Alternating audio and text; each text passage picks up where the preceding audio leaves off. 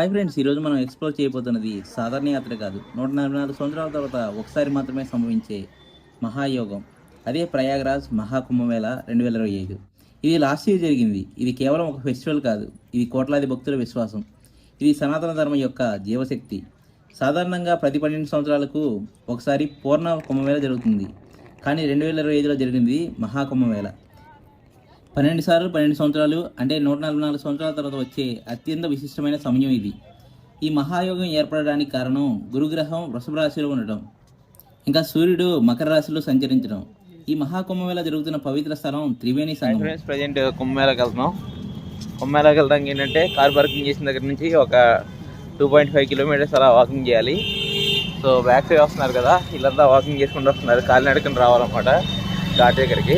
ఆ ఘాట్ దగ్గర త్రివేణి సంగమం ఉంటుంది. గంగా, యమున, సరస్వతి నదులు అన్నీ కూడా అక్కడికి వచ్చి చేరుతాయి అన్నమాట. ఆ చేరిన ప్లేస్లోనే వీళ్ళు కుంభమేళ ఏదైతే ఉందో మనం స్నానాలు చేయరు కదా, స్నానాలు అన్నీ చేస్తారు. సో ఇది 144 ఇయర్స్ తర్వాత వచ్చే కుంభమేళ చాలా చాలా స్పెషల్. ఇక్కడ స్నానం చేసే పాపాలన్నీ పోతాయని ఎంతోమంది భక్తులు నమ్ముతారు. సో ఈ ప్రపంచ నలుమూలల నుంచి మన భారతదేశం ప్రతి ఒక్క ప్లేస్ నుంచి ఇక్కడికి చాలామంది వస్తున్నారు. మేము వచ్చినప్పుడు చూసామన్నమాట.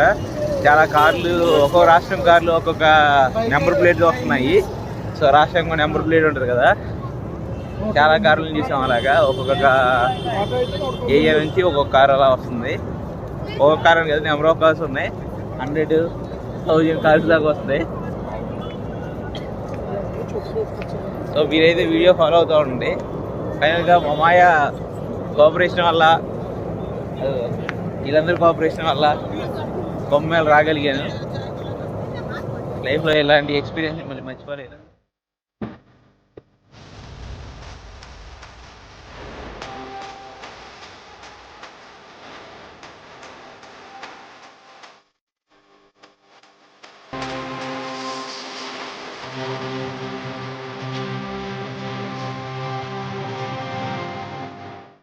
ఫ్రెండ్స్, బ్యాక్ సైడ్ నాకు కనిపిస్తుంది కదా, ఇదే త్రివేణి సంగమం. సో చాలామంది ఇక్కడ స్నానం చేస్తున్నారు అన్నమాట. సో ఇక్కడైతే మేము కూడా స్నానం చేయొచ్చు. సో చాలామంది, ఇంకా ఎక్కువ ఎక్స్పెక్ట్ చేశాను, కొంచెం తక్కువ మంది ఉన్నారు. మేబీ మార్నింగ్ అవడం వల్ల. సో ఈవినింగ్ అయ్యే టైంకి చాలా ఎక్కువ మంది అవుతారు. మార్నింగ్ తక్కువ మంది ఉన్నారు, అది మాకు బెటర్ అన్నమాట. సో ఎందుకంటే మేము కూడా ఫాస్ట్గా స్నానం చేసి వచ్చేయచ్చు. సో బ్యాక్ సైడ్ ఇది చూడండి, చాలామంది స్నానాలు చేస్తున్నారు. ఇటు పక్క ఉంది, నెక్స్ట్ అటుపక్క కూడా ఉంది. రెండే పక్కల ఉందన్నమాట ఘాటు. రెండు పక్కల స్నానాలు చేయొచ్చు. సో ఇది త్రివేణి.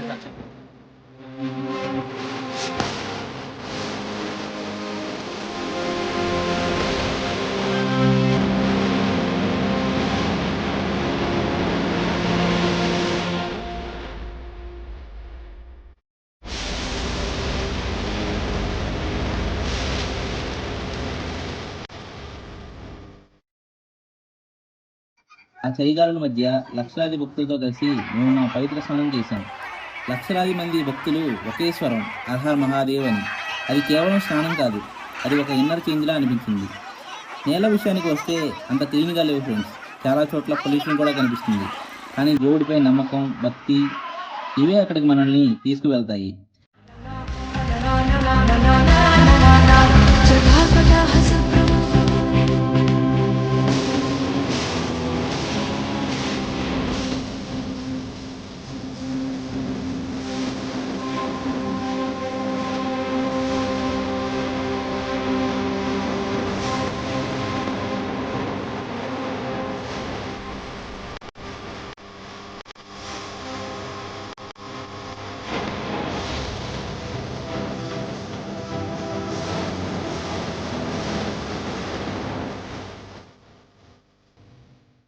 ఈ కుంభమేళ చూస్తున్నప్పుడు మన సంస్కృతి ఎంత గొప్పదో అర్థమవుతుంది.